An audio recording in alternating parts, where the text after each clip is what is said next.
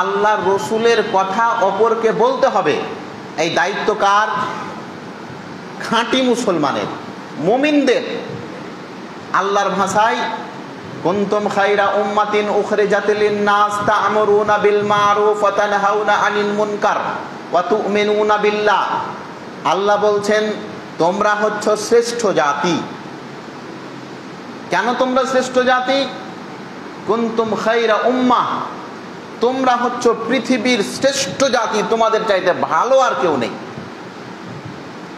কেন তোমরা শ্রেষ্ঠ জাতি? উখরিজাত লিন-নাস, তোমাদেরকে এই দুনিয়ার মানুষের জন্য আনা হয়েছে, আপনাকে এমনি আনানো হয়নি এই দুনিয়ায়। তা'মুরুনা বিল মা'রুফ ওয়া তানহাউনা আনিল মুনকার, তুমি হচ্ছ শ্রেষ্ঠ জাতি।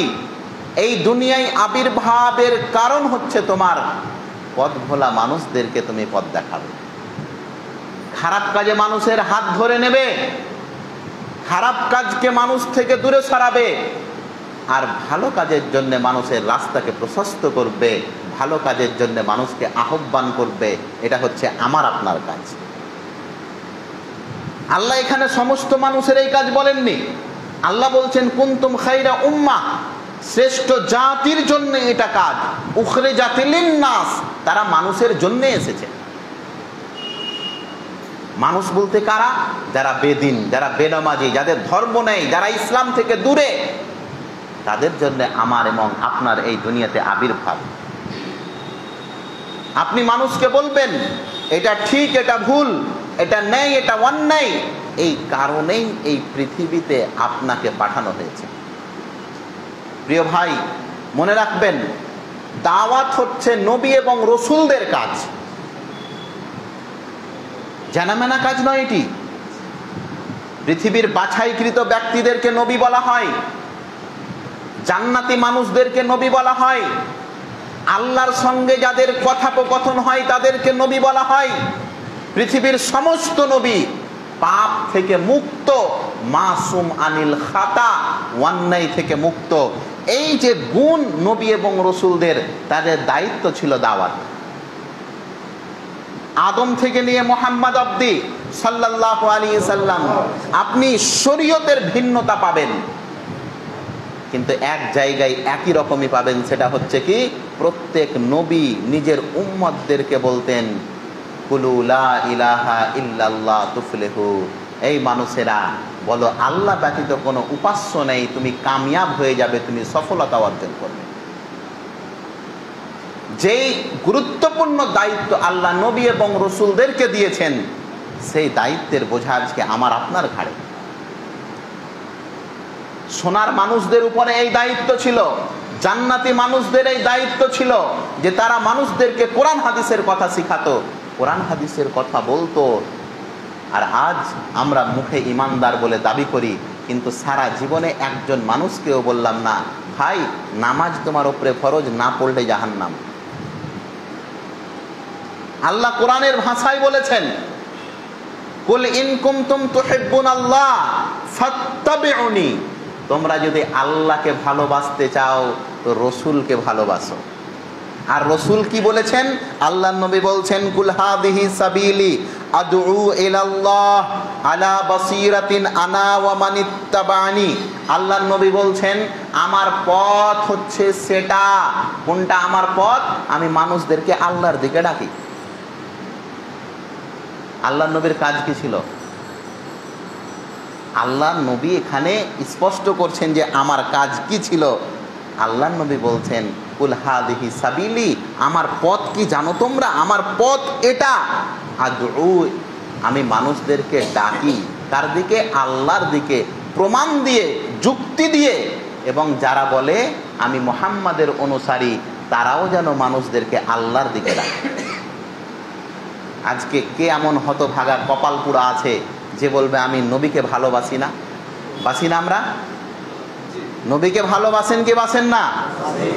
নবীর অনুসারী কি অনুসারী নয় আমরা? আমরা যদি নিজেকে নবীর অনুসারী দাবি করি, আমার আপনার জন্য অপরিহার্য আল্লাহ নবীর এই পথ অবলম্বন করা। কোন পথ? আল্লাহ নবী বলছেন আদউ ইলাল্লাহি আলা বাসিরাতিন, আমি এবং আমার অনুসারীরা যৌথভাবে আল্লাহর দিকে, আল্লাহর বান্দাদেরকে আহ্বান করি। হে প্রিয় ভাই, আপনি একবার ভেবে দেখুন তো, নবী এবং রসুল জান্নাতি মানুষদের দায়িত্ব আমরা পেয়েছি, আমাদের মতন কপাল কি কাউরি আছে? দাওয়াতের কাজ আসলে নবী এবং রসুলদের। নবী মুহাম্মদ সাল্লাল্লাহু আলাইহি সাল্লামের ভাষায় আল্লাহ নবী বলছেন, আল উলামা ওয়ারাসাতুল আম্বিয়া লাম ইউআররিসু দিনারান ওয়ালা দিরহামান ওয়ালাকিন ইউআররিসুল ইলমা। চমৎকার একটা কথা বলেছেন আল্লাহ নবী। আল্লাহ নবী বলছেন, ওলামায়ে কেরাম, জ্ঞানী ব্যক্তি যারা কোরআন হাদিসের পণ্ডিত, এরা হচ্ছে নবীর উত্তরাধিকারী, নবীর ওয়ারিস। লাম ইউআররিসু দিনারান ওয়ালা দিরহামান, এরা আমার ওয়ারিস কিসের? আমার ইলমের, আমার জ্ঞানের, কোরআন এবং হাদিসের। এরা আমার ওয়ারিস নয়, আমার ধন সম্পদ, আমার টাকা পয়সা। জ্ঞানী যারা, মুমিন মুত্তাকি যারা, তারা আল্লাহর নবীর ওয়ারিস। যারা মুমিন, যারা মুত্তাকি, যারা ধর্ম প্রচারক, এদের অভিভাবককে এই হাদিসের ভাষায় নবী মুহাম্মদ সাল্লাল্লাহু আলাইহি সাল্লাম। কারণ অভিভাবক না হতে গেলে আপনি ওয়ারিস কি করে হবেন? অভিভাবকেরই তো ওয়ারিস হয়। আমরা আমার বাপের ওয়ারিস, তো আমাদের অভিভাবককে আমার বাবা। কোরআনের ভাষায় দেখুন আল্লাহ তাআলা বলছেন, আল্লাহু ওয়ালিয়ুল্লাযীনা আমানু ইউখরিজুহুম মিনাজ যুলুমাতি ইলান নূর। আল্লাহ পাক রব্বুল আলামিন স্পষ্ট ভাষায় বলছেন, আল্লাহ হচ্ছেন তাদের ওয়ালি, আল্লাহ হচ্ছেন তাদের গার্জেন, আল্লাহ হচ্ছেন তাদের রক্ষণাবেক্ষণকারী। কাদের? যারা ঈমানদার, এবং এদেরকে আল্লাহ অন্ধকার থেকে আলোর দিকে টেনে নিয়ে এসেছেন। সূরা বাকারা আয়াতুল কুরসির 2 নম্বর আয়াত এটা। আয়াতুল কুরসি তারপরের এক আয়াত, 2 নম্বর আয়াত এটা। প্রিয় ভাই, আমি আপনাকে যে কথা বলতে চাইছিলাম, দাওয়াতের জন্য নিজেকে প্রস্তুতি করুন, রেডি করুন। প্রত্যেক ব্যক্তি নিজের নিজের ইস্তেতাআত, নিজের নিজের ক্ষমতা অনুযায়ী ধর্ম প্রচার করুন। আপনি মাস্টার, আপনি যেমনভাবে মাস্টারি করেন, আপনার ক্ষমতা যেমন, সেটা আপনি বুঝবেন আপনার কেমন ক্ষমতা। ওই হিসাবে আপনি আল্লাহর কাছে, বান্দার কাছে আল্লাহর বার্তা পৌঁছাবেন।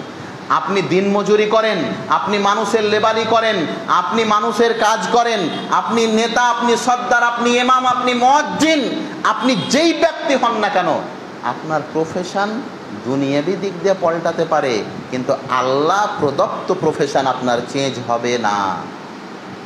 আল্লাহ প্রদত্ত আমাদের প্রফেশন কি? প্রত্যেক ব্যক্তি ধর্মের প্রচারক। শুধু তাই নয়, প্রিয় নবী মুহাম্মদুর রাসূলুল্লাহ সাল্লাল্লাহু আলাইহি সাল্লাম বিদায় হজে উপস্থিত আছেন। আল্লাহর নবী মাত্র একটি হজ করেছিলেন। আল্লাহর নবী কটা হজ করেছিলেন? আল্লাহর নবী মাত্র একটি হজ করেছিলেন।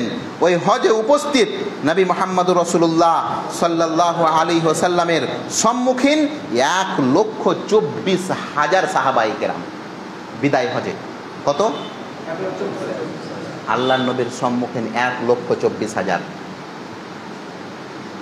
প্রিয় নবী মুহাম্মদ রাসূলুল্লাহ সাল্লাল্লাহু আলাইহি সাল্লাম সমস্ত সঙ্গী সাথী, তাতে আবু বকর আছে, উমর আছে, উসমান আছে, আল্লাহর নবীর জামাই দুটো আছে, সোনার মানুষেরা আছে। সেই দিন জান্নাতি মানুষদের বক্তব্য, সেই দিন শ্রোতাও জান্নাতি, বক্তাও জান্নাতি। আল্লাহর নবী সেই দিন মানুষদেরকে লক্ষ্য করে বলছেন, আলা বাল্লিগুশ শাহিদুল গায়ব। শোনো, আজকে যারা আমার এই বক্তব্য শুনলে, আজকে যাদের কাছে আমার এই দিন ধর্ম পৌঁছেছে, তারা জেনে রাখো, অপরকে পৌঁছে দেবে, এটা তোমার দায়িত্ব। অধিকাংশ মানুষ আমরা 5 ওয়াক্তের নামাজ ফরজ এটা বুঝি, রমজান মাসের রোজা এটা ফরজ বুঝি, সুদ খাওয়া হারাম এটা ভালো করে বুঝি, কিন্তু এই কথা বুঝতে আমাদের খুবই কষ্ট লাগে, দিন ধর্ম প্রচার করা এটাও ফরজ।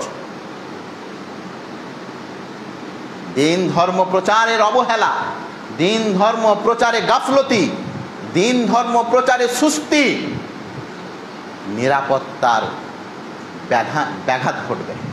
আজ দেখছেন না, পৃথিবীর যেই প্রান্তে যান, অভিভাবকহীন যদি কোনো জাতি এই পৃথিবীতে বেঁচে আছে তার নাম হচ্ছে মুসলমান।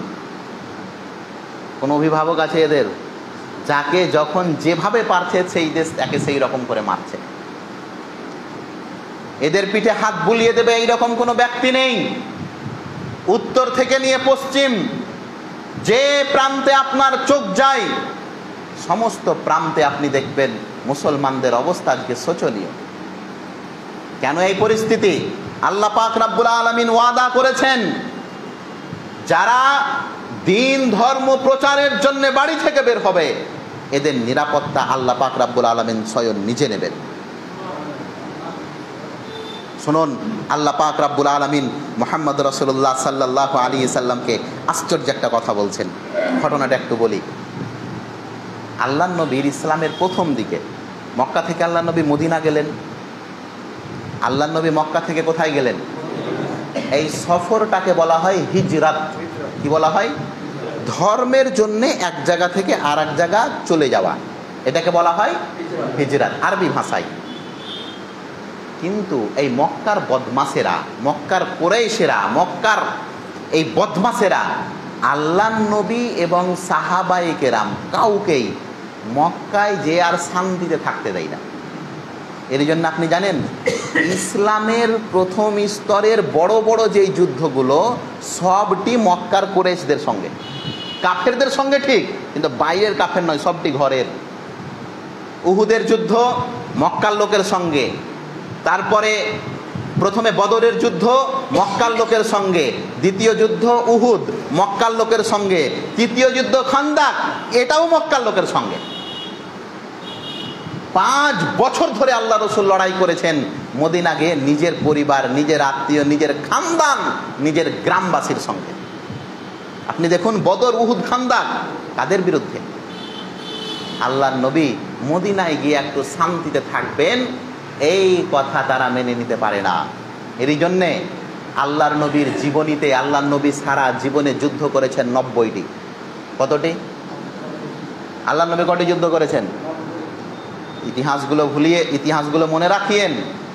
সব সময় ম্যাউ ম্যাউ করা ইসলাম নয়, কোনো সময় বাঘের মতন গর্জন করাটাও ইসলাম। আল্লাহ নবীর নাম শুধু রাহমাত লিল আলামিন নয়, আর আল্লাহর নাম শুধু রহমান নয়, আল্লাহর নাম কাহারও। সব সময় আল্লাহ আল্লাহ, আর আল্লাহর নবী দয়ার নবী নয়, কোন কোন সাইয়ের নবী সাল্লাল্লাহু আলাইহি সাল্লামের গর্জনও আছে। মক্কা বিজয়ের দিন আল্লাহ নবী বললেন, লা তাসরিবা আলাইকুমুল ইয়াউম, এই মক্কার লোকেরা তোমরা তো খুব মেরেছো আমরাকে, মন মতন ঠাঠিয়েছো, যাও সবাইকে আজকে ক্ষমা করে দিলাম 3 জন ব্যতীত। ওরাকে যেখানে পাবে সেখানে তাদেরকে হত্যা করো। দেখেন দয়ার নবী বলছেন 3 জনের ব্যাপারে ফতোয়া জারি হলো, যেখানেই পাবে কোনো ক্ষমার পথ নেই তার জন্য। আল্লাহ নবী সারা জীবনে 90টি যুদ্ধ করেছেন। এই আল্লাহ নবীর জীবন দশায় 90টি যুদ্ধ হয়েছে। এই 90টি যুদ্ধের মধ্যে 21টি যুদ্ধ নিজের বংশের সঙ্গে। আপনি ভাবতে পারেন আল্লাহ নবী জীবন দশায় মুসলমানেরা যুদ্ধ করেছে কতটি? 90টি। তার মধ্যে কতটি যুদ্ধ নিজের সঙ্গে? 21টি যুদ্ধ করেছেন কুরাইশদের সঙ্গে, 21টি। আর এই 21টি যুদ্ধ যদি আপনি খাতা কলমে দেখেন, সবচাইতে বেশি মরেছে এবং মেরেছে এই 21টি যুদ্ধতে। আমি সেটা আলাদা বিষয়, জিহাদের সুন্দর একটা পাঠ আছে। আমি আপনাকে যে কথা বলতে যাচ্ছিলাম, আল্লাহ নবী মক্কা থেকে মদিনা গেলেন, কাফেরেরা আল্লাহ নবীকে শান্তিতে থাকতে দেয়নি। বিভিন্ন রকম গন্ডা ভাড়া করেছে, কুখ্যাত বদমাশদেরকে হায়ার করেছে, মক্কার দুর্ধর্ষ ঘাতক গুন্ডাকে হায়ার করেছে যে কে মদিনা গিয়ে মুহাম্মদকে মেরে আসতে পারবে, মুহাম্মাদের মাথাটা কেটে নিয়ে আসতে পারবে। সাহাবায়ে কেরাম বুঝতে পারলেন পরিস্থিতি খুব জটিল। আল্লাহ নবীর প্রথম দিকে মদিনা গিয়ে প্রথম দিকে আল্লাহ নবীর দেহরক্ষী নিযুক্ত করেছিলেন, গার্ড। আল্লাহ নবীর কি করেছিলেন? দেহরক্ষী। বুঝেন না? ইসলামে আল্লাহ নবীর প্রথম দিকে দেহরক্ষী ছিল, গার্ড ছিল যারা আল্লাহ নবীর পাহারা দিতেন। আল্লাহ নবী ঘুমাতে গেলেও পাহারা দিতেন। খাইবারের যুদ্ধের পর আল্লাহর নবীর বিবাহ হলো সাফিয়ার সঙ্গে। আর এই সাফিয়া হচ্ছে পুরো খানদানের 14 গোষ্ঠী কাফের সবাই। এর বাপ কাফেরদের সর্দার হুয়াই বিন আখতাব, কাফেরদের কি সর্দার, ইহুদি। আর বাপ হুয়াই বিন আখতাব, ওর বেটির নাম হচ্ছে সাফিয়া। এই সাফিয়ার স্বামী সেও কাফের, মানে প্রাক্তন স্বামী, এবং এই সাফিয়ার ভাই সেও কাফের, কাফের খানদানে। মুসলমানেরা সব দিকে কুচু কাটা করেছিল খাইবারের যুদ্ধে, গোষ্ঠী সমেত সাফ করে দিয়েছিল খাইবারের যুদ্ধতে। আর তারপরে আল্লাহ নবী সাফিয়াকে স্বাধীন করলেন, তখন সাফিয়ার সঙ্গে আল্লাহ নবীর বিবাহ হলো। ঘটনা শোনেন ভালো করে। সাফিয়ার পুরো খানদান কি ইহুদি, আর ইহুদিরা আজ অব্দি আমাদের প্রথম কাতারের শত্রু, শত্রু নয়। সাফিয়ার সঙ্গে বিবাহ সম্পন্ন করার পরে আল্লাহ নবী বাসর রাতে আছেন, আল্লাহ নবী বাসর রাতে আছেন। বাসর রাত সমাপ্ত হয়ে এশার ফজরের নামাজে আল্লাহ নবী দরজা খুলে বের হচ্ছেন ফজরের নামাজের জন্য। তো আল্লাহ নবীর দরজাতে আবু আইয়ুব আল আনসারি, আবু আইয়ুব আল আনসারি বিখ্যাত সাহাবী, আল্লাহ নবীর জন্য জান কুরবান করে দিতেন ইনি। এই ব্যক্তি কি করেছে, অস্ত্র টস্ত্র সব নিয়ে আল্লাহ নবীর দুয়ারে বসে আছেন। আল্লাহ নবী যখনই দরজা খুলেছেন দেখছেন না, আবু আইয়ুব তুমি এখানে কেন? আর এমনি বসে নেই, যুদ্ধ সাজে সেজে আছেন, যুদ্ধের পোশাক পরে আছেন, অস্ত্র নিয়ে আছেন। আল্লাহ নবী জিজ্ঞাসা করছেন যে আবু আইয়ুব এই ব্যাপার কেন, আমার দরজায় কেন তুমি? আবু আইয়ুব আল আনসারী আল্লাহ নবীকে কত ভালোবাসতেন এরা, দেখেন। আবু আইয়ুব আল্লাহ নবীকে বলছেন, আল্লাহ নবী আপনার ঘরে যে মেয়েটা ওটা জানেন কে?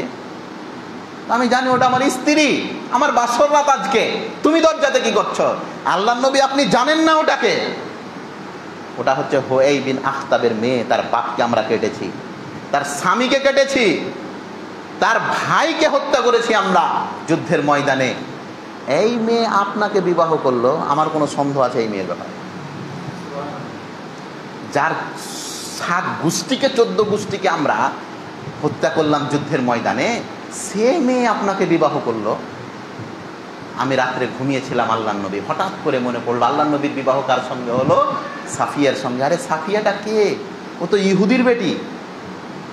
হতে না পারে মনে হয় কোনো নাটক আছে, আল্লাহ নবীর হাতে ইসলাম কবুল করে রাত্রে মনে হয় আপনাকে হত্যা করে দেবে।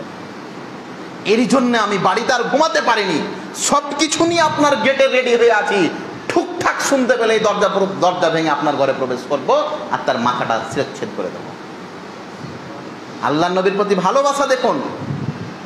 আবু আইয়ুব আল আনসারী আল্লাহ নবীকে বলছেন সাফিয়া হচ্ছে কাফেরের বেটি, মুসলমান হয়েছে কথা ঠিক, কিন্তু আমার একটু সন্দেহ হলো, যার 14 গোষ্ঠীকে আমরা এত কষ্ট দিয়ে মারলাম, সে আপনার হাতে ইসলাম কবুল করছে আর আপনাকেই বিয়ের প্রস্তাব দিচ্ছে, আর আপনাকেই বলছে বিবাহ করবো, আমি মুহাম্মদকে বিবাহ করব। কারণ কি?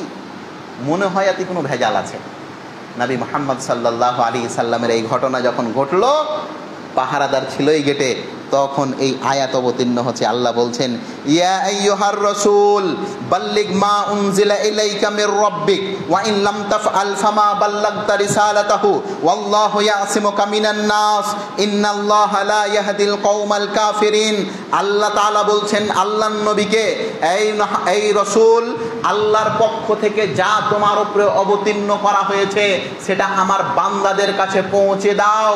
তোমার উপরে আমি যা অবতীর্ণ করেছি এটা মানুষের কাছে পৌঁছে দাও।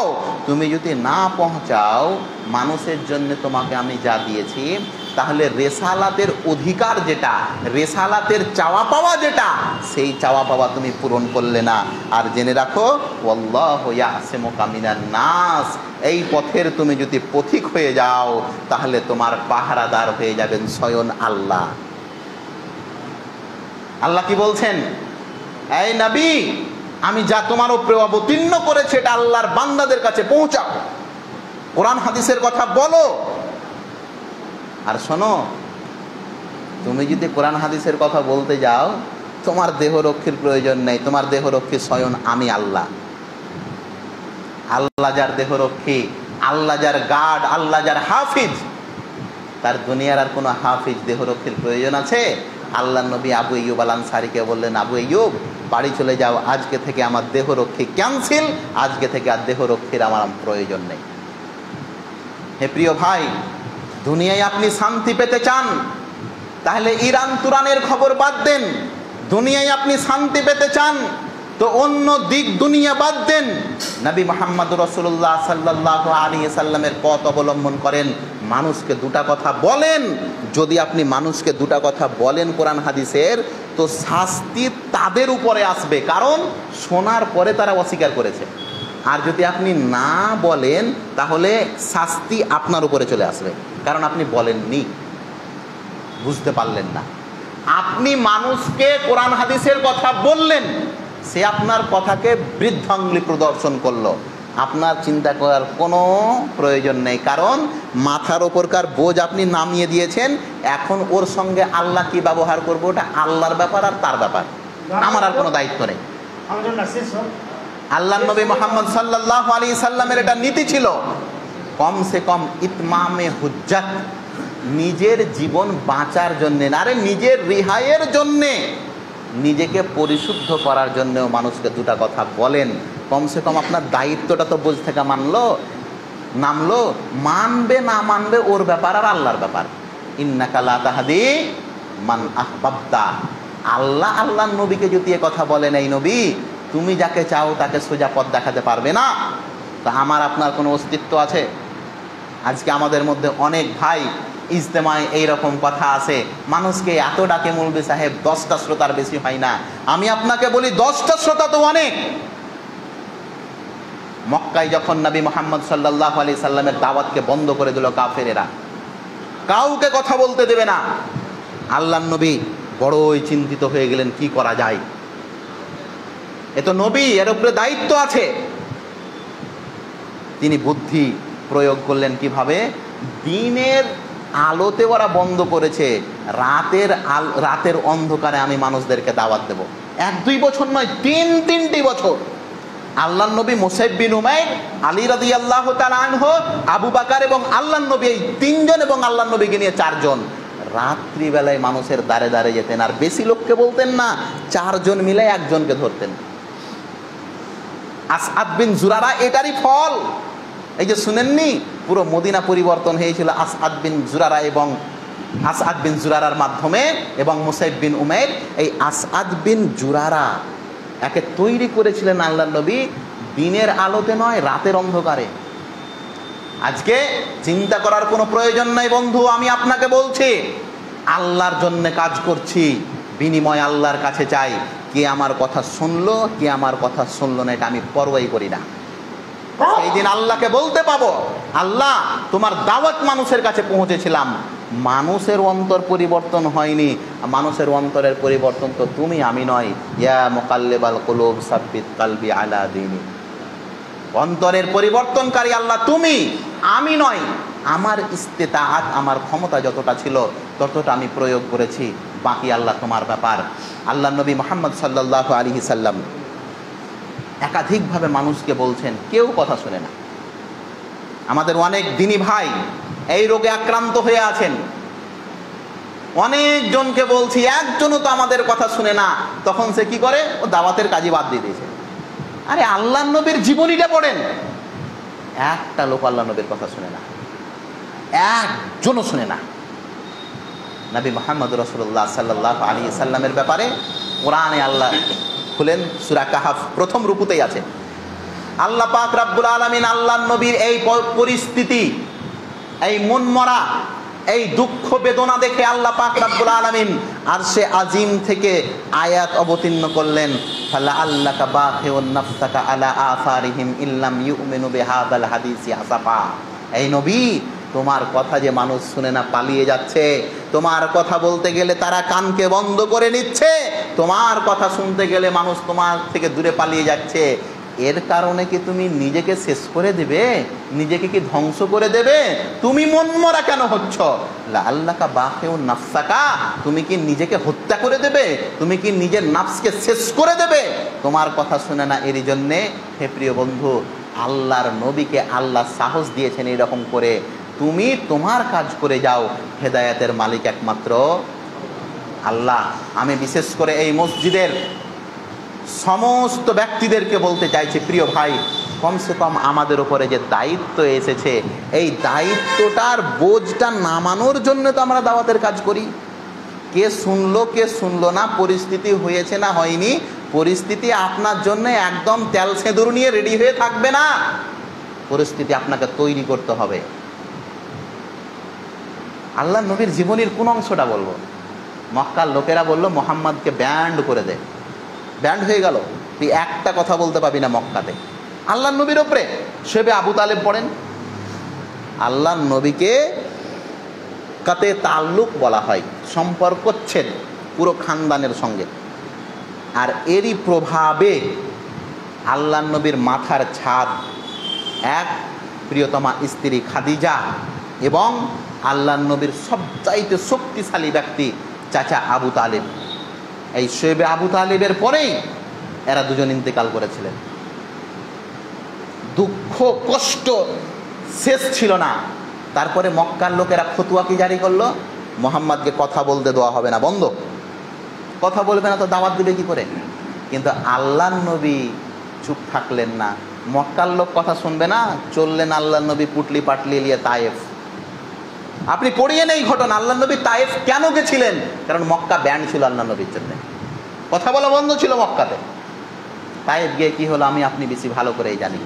সেখানকার লোকেরা কথা তো শুনলো না। নবী মুহাম্মদ সাল্লাল্লাহু আলাইহি সাল্লাম দিন ধর্ম প্রচার করতে গিয়ে কাফিরেরা এমনভাবে মারল, আল্লাহ নবী মুহাম্মদ সাল্লাল্লাহু আলাইহি সাল্লাম মরা অবস্থায় সেখান থেকে ফিরে এলেন। কোনো ব্যবসা বিজনেস করতে যাননি। মুসনাদ আহমদের একটি রেওয়ায়েতে এসেছে যে একটি পাথরে আল্লাহ নবী বসে আছেন, পুরো শরীর একদম রক্ত। ভাবেন 3 কিলোমিটার অবধি শুধু আল্লাহ নবীকে মারতে নিয়ে গেছিল গো। কয় কিলোমিটার? আচ্ছা আপনি ভাবেন তো একবার, যে 3 কিলোমিটার যদি মানুষকে মারতে নিয়ে যায় তো লোকটা বাঁচবে গো? ও বেঁচেছে, ওটা তো আল্লাহর লীলা খেলা। আচ্ছা মাথা থেকে রক্ত অতিবাহিত হয়ে পুরো শরীরে যদি লেগে যায়, এমনকি জুতার জুতা তাক যদি রক্ততে জমে যায়, বলেন তো রক্তই কতটা প্রবাহিত হয়েছে শরীর থেকে। মরা অবস্থা, পাথরে একটি বসে আছেন। মুসনাদ আহমদের একটি হাদিস এসেছে, মরা অবস্থাতেও আল্লাহর কাছে দোয়া করছেন, আল্লাহুম্মা আশকিনি বাস্তি। আল্লাহু আকবার। এই কথাটা আমাদের অন্তরে লাগে যে কি করে মানুষের মুখ থেকে এই সময়তে এই কথা বের হয়। আল্লাহকে কি বলছেন জানেন? মের খেয়ে আল্লাহ নবী মার খেলেন। মার খাওয়ার পরে ব্যথায় কাতর হয়ে মরা হয়ে বসে আছেন ওপরে, পাথরের উপরে আল্লাহ নবী, আর পাথরের নিচে লটাপটি করছে যায়েদ বিন হারিসা আল্লাহ নবীর গোলাম। নিচে লটাপটি করছে বেচারা, ওকে মেরেছে বেচারা। আল্লাহ নবীর পথসঙ্গী ছিলেন তিনি। ওই সময়তে আল্লাহ নবী আল্লাহকে বলছেন, আল্লাহ আমার কথা বলাতে ত্রুটি ছিল, এরই জন্য তারা বুঝতে পারেনি। আচ্ছা আপনি একবার ভাবেন তো কথাটা কেমন। আল্লাহ নবী আল্লাহকে বলছেন, ব্যথায় কাতর হয়ে আছেন, আর কি বলছেন? আল্লাহুম্মা আসকুনি বাসি। হে আল্লাহ, আমি তোমাকে অভিযোগ করছি, আমারই অভিযোগ করছি। আমার কি অভিযোগ? আল্লাহ আমার কথা বলাতে ত্রুটি ছিল, দাওয়াতি পদ্ধতিটা আমি সুন্দর অবলম্বন করিনি আল্লাহ, এরই জন্য ওরা বুঝতে পারেনি, আমাকে মেরে দিয়েছে। দোষ তাদের উপরে চাপাচ্ছেন না। আমাকে তো আশ্চর্য লাগলো, আমি যখন এই হাদিসটি আমার চোখের সামনে এলো, যে কি করে একজন ব্যক্তি এই অবস্থাতে কথা বলতে পারে। সমস্ত দোষ আল্লাহ নবী নিজের ঘাড়ে। আল্লাহ আমার কথা ওরা বুঝতে পারেনি, কারণ আমি ঠিকঠাক বলতে পারিনি। এই ধর্ম প্রচারকেরা শোনো, এটা তোমার জন্য শিক্ষণীয় বিষয়। দোষ নিজের ঘাড়ে একটু নিতে শিখো। আল্লাহ নবী উম্মাতের উপরে কোনোদিন দোষ দেননি। ফানাদা মালাকুল জিবাল, পাহাড়ের ফেরেশতা চলে এলেন, জিব্রাইল এলেন, পাহাড়ের ফেরেশতা এলেন। পাহাড়ের ফেরেশতা এসে আল্লাহ নবীকে বলছেন, আপনি যা বলবেন আজকে তাই হবে। বুখারীতে এসছে এটি, বুখারীর রিওয়ায়াতে, আপনি যেটা বলবেন সেটাই হবে। আজকে তায়েফকে রাখা হবে না আল্লাহ নবী। আল্লাহ আমাকে অর্ডার দিয়েছে, মুহাম্মদ যা বলবে আজকে তুই তাই করে আয়। এটা কে বলছে? পাহাড়ের ফেরেশতা মালাকুল জিবাল। আল্লাহ নবী আপনি বলেন, দুটা পাখা পর দুটা পর দিয়ে এমন করে দুধারের পাহাড়কে মারবো যে মধ্যেখানে তায়েব বলে একটা দেশ ছিল, এটা মানচিত্রতেই থাকবে না।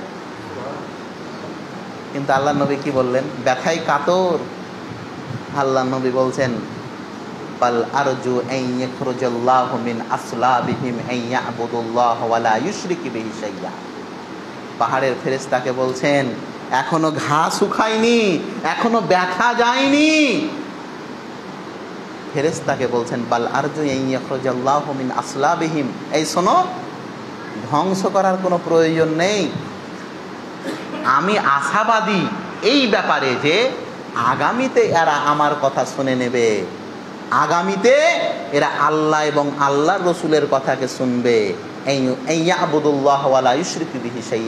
এবং আল্লাহর ইবাদত করবে, আল্লাহর সঙ্গে কেউ শিরিক করবে না। হে ধর্ম প্রচারক, একবার ভেবে দেখো। হে নিজেকে মুখের মুমিন দাবিদারেরা, একবার ভেবে দেখো, তোমাদের নবী পাথর খেয়ে খেয়ে মানুষকে কুলু লা ইলাহা ইল্লাল্লাহ তুফলিহু, হে মানুষেরা আল্লাহর কথাকে মেনে নাও, বলো আল্লাহ ব্যতীত কোনো সত্য উপাস্য নেই, তুমি কামিয়াব হয়ে যাবে।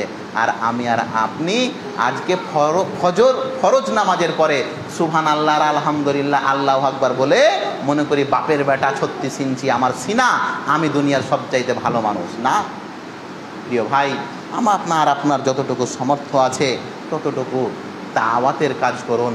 এটাই হচ্ছে আমার আপনার জন্যে গুনহা পাপ মোচনের সুন্দর একটি পথ। গুনহা এবং পাপ মোচনের সবচাইতে সুন্দর পথ হচ্ছে ধর্মের প্রচার, দ্বীনের প্রচার। আল্লাহর রসুলের কথা মানুষদেরকে বলুন। আর কেনই বলবেন না, এটা তো তাদের কাছে শোনানোর দায়িত্ব আমাদের ঘাড়ে পড়েছে। আল্লাহ যেন আমাদের সকলকে সঠিকভাবে কোরআন এবং হাদিসের প্রচার প্রসার, ইসলামের কথা, আল্লাহর কথা আল্লাহর বান্দাদের কাছে পৌঁছাতে পারি, এই তৌফিক দান করেন। আমিন। ওয়া আখিরু দাওয়ানা আলহামদুলিল্লাহি রাব্বিল আলামিন। আসসালামু আলাইকুম ওয়া রাহমাতুল্লাহি ওয়া বারাকাতুহু।